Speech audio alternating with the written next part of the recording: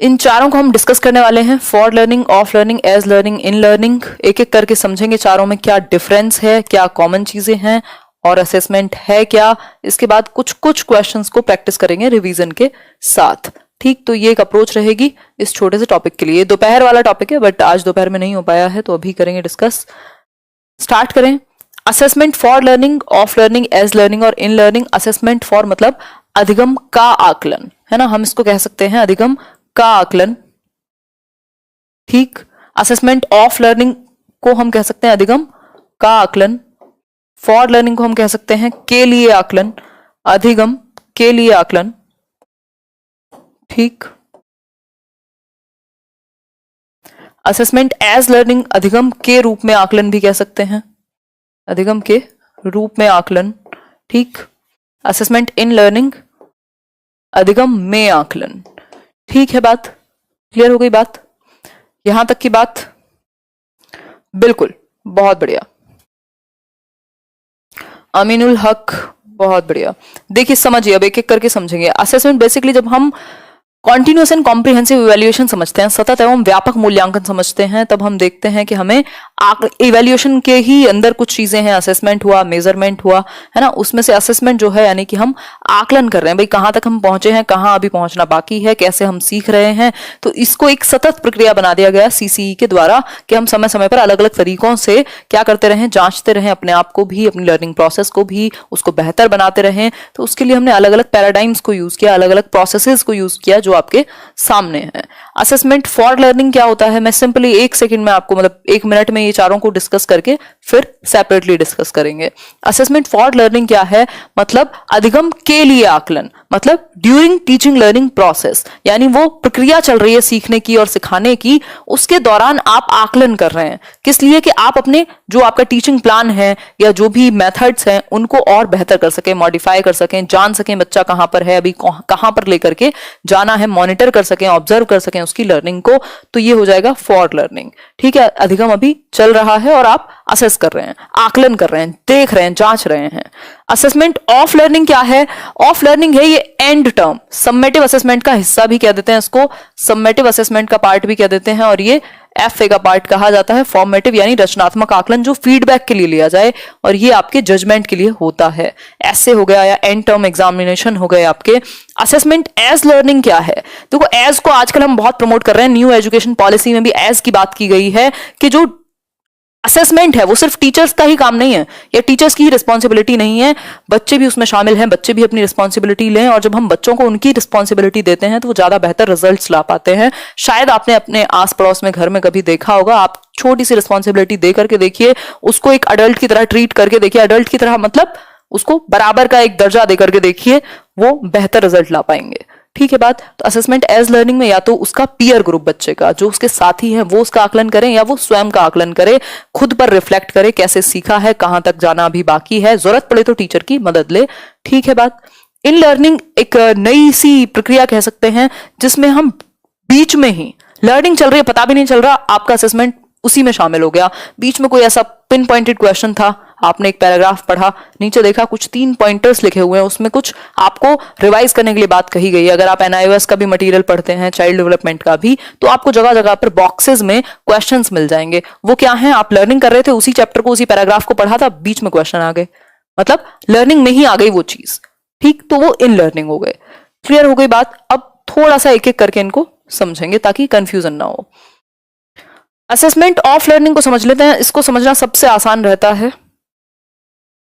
ठीक बात। बिल्कुल लाइक माना जाएगा केदारमल जी। अब लाइक और डिसलाइक से आगे आइए, है ना। देखिए एक बार यहां आते हैं। Assessment of learning, of learning मतलब अधिगम का आकलन, किसका हिस्सा है? समेटिव असेसमेंट, एसए का, जिसको योगात्मक मूल्यांकन या आकलन भी कहते हैं, जिसमें आप जज करने का काम ज्यादा करते हैं। बच्चे के पेरेंट्स को भी इंक्लूड किया जाएगा, जो स्कूल का मैनेजमेंट है उनको भी इंक्लूड किया जाएगा, इवन जो टीचर्स हैं, स्टूडेंट्स हैं, सबके लिए, मतलब पूरा जो भी इंटरनल और एक्सटर्नल लोग अवेलेबल हैं, इन्वॉल्व हैं आपकी टीचिंग लर्निंग प्रोसेस में, सबको इंक्लूड कर लिया जाएगा। ये आप एक तरीके से दिखा रहे हैं कि भैया ये लो, ये यहां तक बच्चा पहुंचा।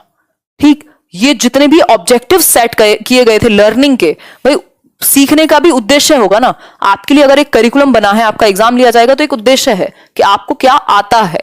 तो वो जो सीखने के ऑब्जेक्टिव्स सेट हुए थे वो किस हद तक पूरे हो पाए, आप वहां तक बच्चे को कितना सिखा पाए, खुद की आपकी टीचिंग कितनी प्रभावी रही, इस बात का रिजल्ट आपके हाथ में आता है। किससे? असेसमेंट ऑफ लर्निंग से।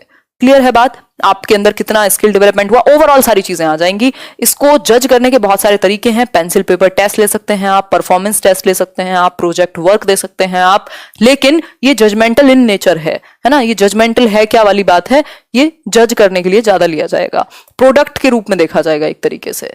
ठीक है बात? यानी कि आपकी लर्निंग प्रोसेस हुई, उसके बाद हाफ ईयरली एग्जाम हुआ या फिर आपका ईयरली एग्जाम है, उसके बाद ये देखा जाएगा कि जो ऑब्जेक्टिव्स रखे गए थे वो किस हद तक आप अचीव कर पाए।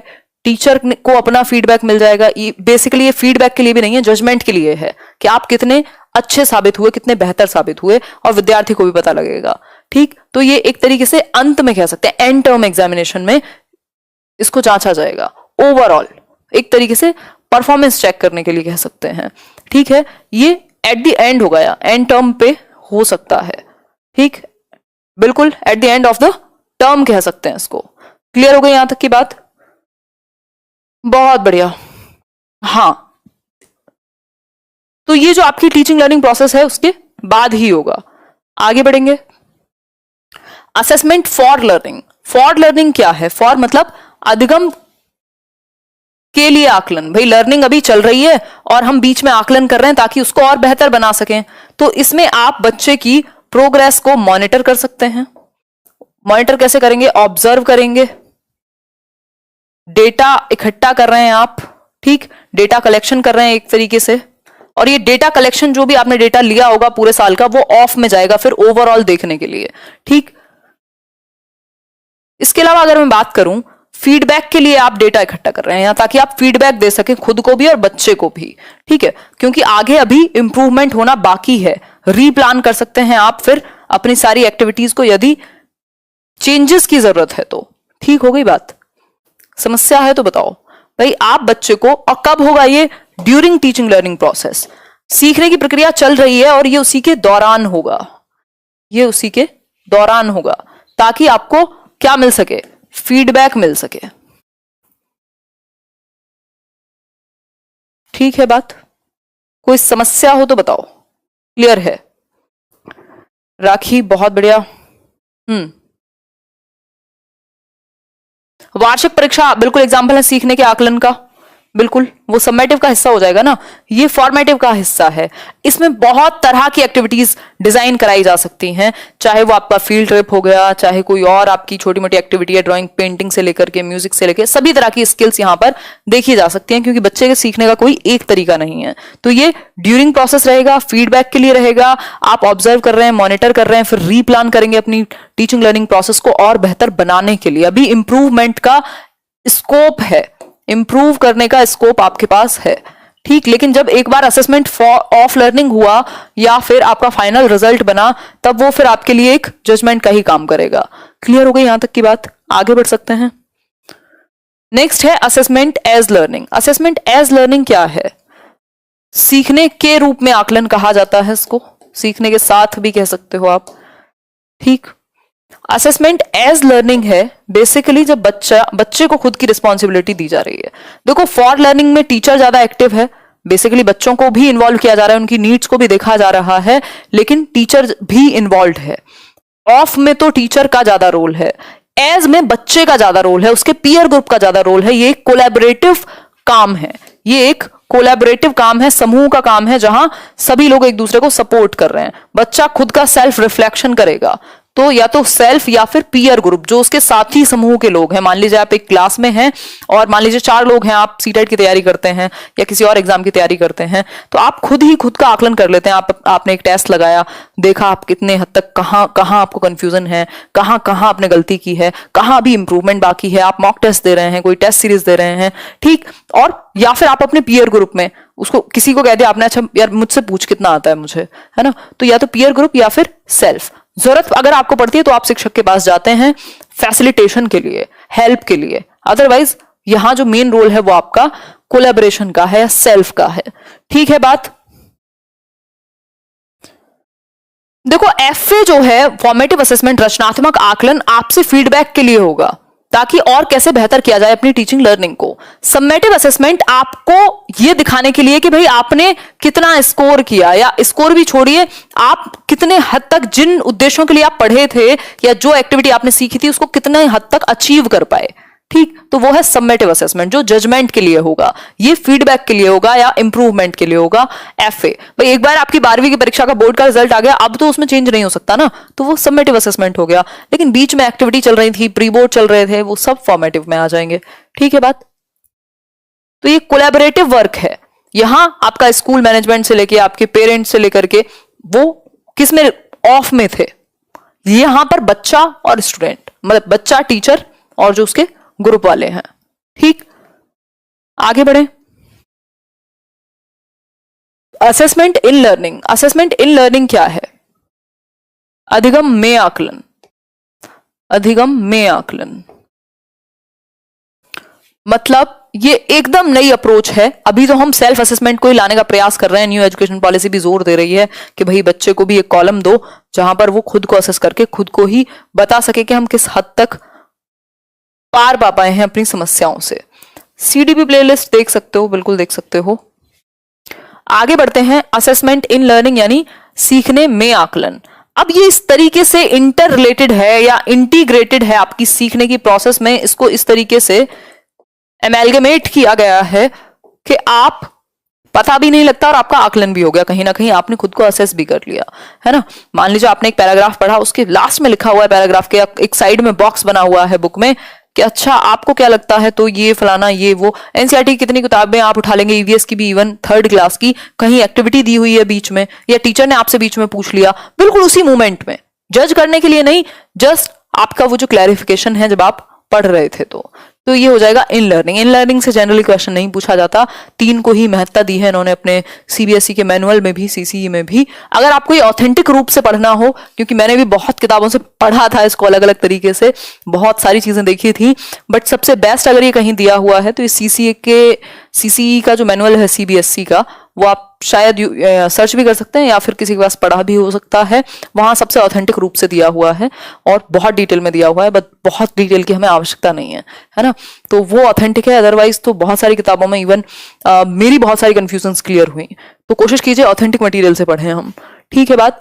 आज कुछ क्वेश्चंस को भी हम डाउट करेंगे, कुछ क्वेश्चंस को भी चैलेंज करेंगे जो शायद अब से साल भर पहले मैंने भी कुछ और डिस्कस किए हों, है ना। ये बहुत बड़ी समस्या है पेडागोजी के साथ। चलिए फिर ये एकीकृत है किसमें? अधिगम में ही। चारों को रिवीजन किया जाए, चारों का रिवाइज करें चारों को। कहां समस्या आ रही है पहले तो मुझे ये आइडिया दो, कहां समस्या आ रही है? जैसे बीच बीच में मैं आपसे पूछती रहती हूँ क्लियर हुआ कि नहीं। ये इन लर्निंग ही है। अच्छा, जो लोग नए जुड़े हैं भाई धन्यवाद। हरिओम कुमार, अच्छा दीनू पाटिल, आंसर कीजिए एक बार। बहुत बढ़िया, बहुत ही सही, ग्रेट। आगे बढ़े। नहीं, मेरा बर्थडे नहीं है आज, इंडिपेंडेंस डे है। ऐसे ऐसे मैसेज कर रहे हैं लोग भी, इनकलाब जिंदाबाद। देखिए एक बार, assessment for learning. Assessment for learning हमने समझा था भाई टीचिंग लर्निंग की प्रोसेस चल रही है। ड्यूरिंग दैट प्रोसेस आप बच्चे को मॉनिटर करते हैं, ऑब्जर्व करते हैं, फीडबैक के लिए अपनी टीचिंग लर्निंग को और कैसे रीप्लान करें और मॉडिफाई कैसे करें और कैसे बेहतर बनाएं, ये सब फॉर में आ जाएगा। ठीक है बात। ड्यूरिंग टीचिंग लर्निंग प्रोसेस अगर हम बात करें ऑफ की, इसमें बहुत तरह की एक्टिविटीज आ सकती हैं। ऑफ लर्निंग है आपके सीधे सीधे जजमेंट के लिए कि आपके ऑब्जेक्टिव्स कितने अचीव हुए। इसमें generally pen paper test, performance test, project work, इस तरीके की चीजें होती हैं जिससे जांचा जा सके कि आपने किस हद तक अचीव कर लिया है गोल्स को। ठीक है बात। तो ये ऑफ लर्निंग हुआ। Generally end of the term होगा या फिर जब आपको फाइनल रिजल्ट देना होगा। इसमें पेरेंट्स से लेकर के आपके टीचर से लेकर प्रिंसिपल तक शामिल हो सकते हैं। यहाँ टीचर का ज्यादा रोल है। ठीक, टीचर और स्टूडेंट के बीच में बात रहेगी फॉर में। एज में बच्चा स्वयं ज्यादा रिस्पॉन्सिबल है, जरूरत पड़ी तो टीचर की मदद लेगा, नहीं तो खुद में और अपने जो आस पड़ोसी मीन्स उसके जो सहपाठी हैं। Assessment in learning. Assessment in learning आपका ऑटोमेटिकली ही लर्निंग में उस तरीके से इंटरट्वाइंड है कि आपको पता भी नहीं लगेगा और ये बीच बीच में आपको ट्वीक भी करता रहेगा। ठीक, बुक का एग्जांपल लिया था, टीचर्स का एग्जांपल लिया था, बीच बीच में एक बार हम पूछते रहते हैं ना, अच्छा प्याजे की कितनी स्टेजेस थी, अच्छा ये था तो ये कैसे था, तो वही चल रही है, वो प्रोसेस भी चल रही है, वो थियरी भी चल रही है, और वहीं बीच में असेसमेंट भी चल रहा होता है। ठीक है, बात क्लियर हो गई? बात कोई समस्या हो तो बताओ। बहुत बढ़िया, सही है। कनिका कुमारी, चलिए फिर आगे बढ़ते हैं। अब कुछ क्वेश्चंस कर लिए जाएं, सोच समझ के आंसर दीजिएगा। पहला क्वेश्चन है आपके सामने, Christina took her class for a field trip and after coming back she discussed the trip with her students. It may be connotated as, यानी कि क्रिस्टीना क्या है, एक शिक्षिका है, अपने क्लास को फील्ड ट्रिप यानी क्षेत्र भ्रमण पर लेकर गई और उन्होंने डिस्कस किया ट्रिप के बाद अपने, जब वो वापस आई तो उन्होंने डिस्कस किया ट्रिप के बाद अपनी स्टूडेंट्स के साथ, तो इसको हम क्या कह सकते हैं बताइए एक बार। पानी है नहीं आज और प्यास लगी है भयंकर, आंसर कीजिए। मिक्स्ड आंसर्स आ रहे हैं आपके। देखो, learning for assessment, learning of assessment तो कुछ होता ही नहीं, तो ए और बी तो हो ही नहीं सकता किसी भी स्थिति में। ओहो हो, ए और बी तो किसी भी स्थिति में पॉसिबल ही नहीं है ना, किसी भी स्थिति में पॉसिबल नहीं है ए और बी तो। देखो, इसको ठीक करने की जरूरत है हमें। ये बेसिकली क्या है, लर्निंग असेसमेंट फॉर लर्निंग ही है, ऑफ नहीं है, ऑफ नहीं है ये। और ये सब जगह आज तक मैंने जहां देखा है, आपने जहां देखा है, सिवाय अगर आप थोड़ा सा ध्यान से पढ़ते हैं कुछ ऑथेंटिक टेक्स्ट को, उसके अलावा आपको यही मिलेगा। और मे भी हो सकता है सीटेट ने भी कंसिडर कर लिया हो, ये नहीं पता किस साल का पेपर है, लेकिन इसका जो आंसर बनता है टेक्निकली वो असेसमेंट फॉर लर्निंग ही बनेगा, अधिगम के लिए मूल्यांकन, क्योंकि आपका साल का एंड नहीं हो गया है। क्रिस्टीना ने बेसिकली एक एक्टिविटी ऑर्गेनाइज की थी जो हम फॉर्मेटिव असेसमेंट में ऑर्गेनाइज करते हैं जनरली, है ना, जज करने के लिए नहीं थी वो एक्टिविटी, बच्चे सीख लें उसी के लिए थी वो एक्टिविटी। तो चाहे वो उस दौरान हो, चाहे वो डिस्कशन हुआ करके, ये नहीं पूछ लिया कि तुमने कितना सीखा, अच्छा चलो तुम्हें ग्रेड देते हैं, किसको कितना बेहतर पता है उसके बारे में। अगर ऐसा होता तब हम ऑफ के साथ जाते, ऑफ के साथ अभी हम नहीं जाएंगे, फॉर के साथ जाएंगे। क्यों? क्योंकि हम अभी भी ड्यूरिंग में ही है, टीचिंग लर्निंग प्रोसेस के दौरान ही है, तो इसलिए इसको डी कर लीजिएगा। बुक में भी शायद ये सी ही होगा, बट उसको ठीक कर लीजिएगा, ठीक है। यही फर्क है, वो वाले टीचिंग का जमाना नहीं है जब आपने 70 साल पहले एक चीज पढ़ी, एक चीज चली और वही चलती रहे, इसलिए इंप्रूवमेंट की बहुत जरूरत है। मैं खुद पर काम हमेशा करती हूँ। देखिए एक बार, our teacher collects and reads the work of the class, then plans and adjust the next lesson to meet student needs, she he is doing. अब पूरी मार्केट आपको कोशिश करेगी वही मनवाने का, क्योंकि सब वही पढ़ते आ रहे हैं और वही मानते हैं, ठीक है। तो वो गट्स चाहिए उसको गलती को गलती मानने के लिए। उसका आंसर जो है ऑफ लर्निंग नहीं बनेगा, फॉर लर्निंग ही बनेगा। देखिए एक बार, पेपर पेंसिल टेस्ट नहीं लिया है कोई, जनरली एक एक्टिविटी कराई है, उस पर डिस्कशन हुआ है, तो ये फॉर लर्निंग है। नेक्स्ट है, our teacher collects and reads the work of the class, then plans and adjust the next lesson to meet student needs. वो एक टीचर हैं जो कि कलेक्ट करती हैं और पढ़ती हैं जो काम है क्लास का, फिर प्लान करती हैं, एडजस्ट करती हैं नेक्स्ट लेसन को, ताकि बच्चों की नीड को मीट किया जा सके, उनकी आवश्यकताओं को समझा जा सके, उसके हिसाब से प्लानिंग हो। पहला ऑप्शन है assessment of learning, as learning, for learning या एट लर्निंग। बताइए एक बार, आंसर कीजिए, बताइए एक बार।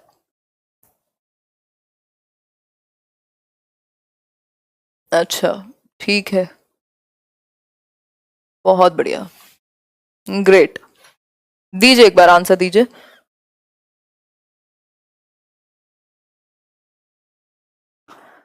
ए बी मिक्स्ड आंसर आ रहे हैं। इसमें क्या है, ऑफ लर्निंग थोड़ी, अभी टीचर ने एडजस्ट करने की कोशिश की है, मॉडिफाई करने की कोशिश की है अपनी टीचिंग लर्निंग प्रोसेस को, अपने प्लान को, तो ये कहां होगा, फॉर लर्निंग में होगा, क्योंकि ये ड्यूरिंग है, खत्म नहीं हो गया सेशन, ये बीच में है। आगे बढ़ेंगे, अगर कहीं पर एडजस्टमेंट या मॉडिफिकेशन की जगह है तो फॉर लर्निंग में है, एज लर्निंग में है, ऑफ लर्निंग में नहीं है। Assessment for learning, assessment for learning क्या करता है, fosters motivation, is done for the purpose of segregation and ranking, emphasizes the overall importance of grades, या फिर is an exclusive and a per se assessment activity। बताइए एक बार।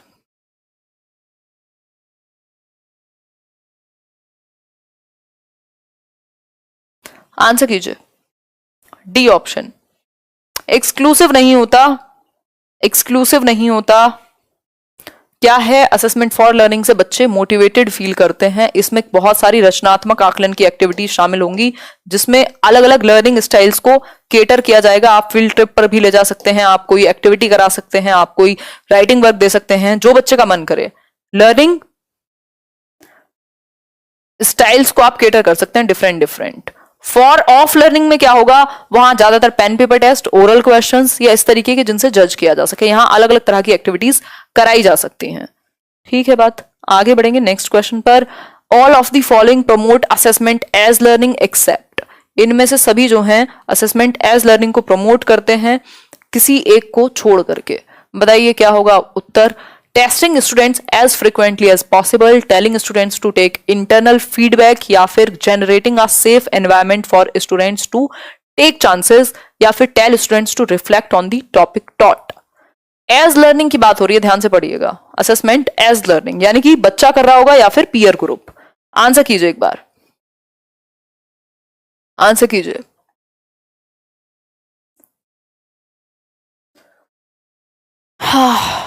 Hair style पे मत जाओ, 4 ही बाल हैं, उनको संभालना ही मुश्किल अभी तो कुछ दिन तक। बताइए एक बार, हेयर पिन लगाइए। अच्छा जी, ठीक है मिस्टी, हेयर पिन नहीं लगा सकते यार, पॉसिबल नहीं है, बहुत ही अजीब लगता है मुझे। आंसर कीजिए, अब तो ऐसे ही झेलना पड़ेगा आपको। तो आंसर कीजिए फटाफट से। फोर्थ का A, testing as students as frequently possible. देखो ये बच्चों को आप टेस्ट नहीं करते, बच्चों को मौका देते हो आप कि वो खुद को देख सकें।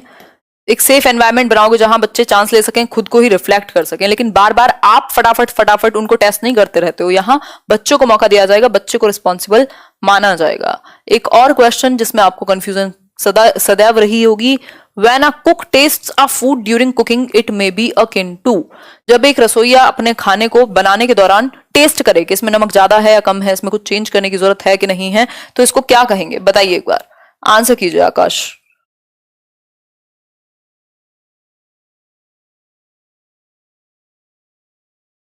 ठीक है आकाश, धन्यवाद।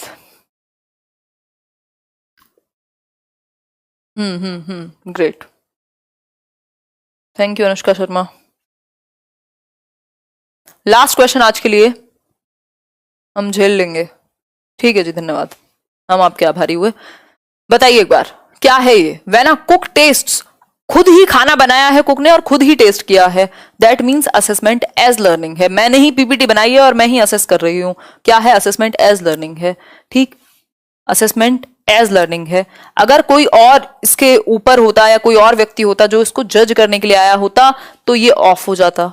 ठीक है, कोई जब ये सीखने के दौरान टेस्ट कर रहा होता कोई और इसका हेड, तब फॉर हो जाता। तो डिफरेंस है, थोड़ी सी लैंग्वेज बदलते ही चीजें बदल सकती हैं। क्लियर हो गई बात यहां तक की। कोई समस्या हो तो बता दीजिए, कोई समस्या हो तो बता दीजिए।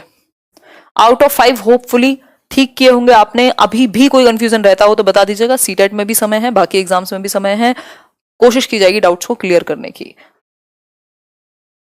नेहा, डाउट पूछो, डाउट कहाँ है ना।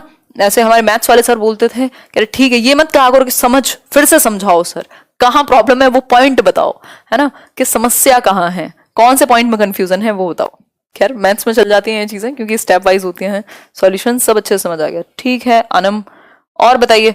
तो यही था आज का सेशन। आउट ऑफ 5 कितने ठीक हुए वो बता दीजिएगा, और ये पीडीएफ भी आपको मिल ही जाएगा टेलीग्राम पर भी और लेट्स लर्न की ऐप पर भी। एंड्रॉइड ऐप आ चुकी है, अगर आपने डाउनलोड ना की हो तो कर लीजिएगा। फिर से मैं एक बार रिवाइज करा देती हूँ बहुत ही तेजी के साथ।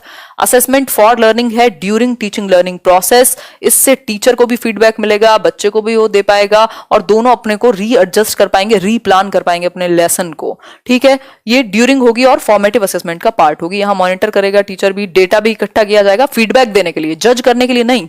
यहां पर असेसमेंट ऑफ लर्निंग में आप जज करते हैं, आपका ये सबमेटिव असेसमेंट है। टीचिंग लर्निंग प्रोसेस हो चुकी है, अब आपने कितना वो जो उद्देश्य है उस एक प्रक्रिया का वो किस हद तक पूरा हुआ, इसको चेक किया जाएगा। ऑफ लर्निंग में टीचर ज्यादा एक्टिव है, यहां पर भी टीचर है बट स्टूडेंट्स की नीड्स को भी ध्यान में रखा गया है। एज लर्निंग में टीचर का बहुत ज्यादा रोल नहीं है, यहाँ सेल्फ असेसमेंट या फिर पीयर असेसमेंट को इंपॉर्टेंस देंगे। जैसे वो कुक वाला क्वेश्चन, असेसमेंट इन लर्निंग है जो ऑटोमेटिकली ही लर्निंग के साथ साथ चीजें चल रही हो, जैसे मैं बीच में कुछ आपसे पूछ लिया, बुक में कहीं बीच में कुछ है तो वो इन लर्निंग हो जाएगा। ठीक है बात।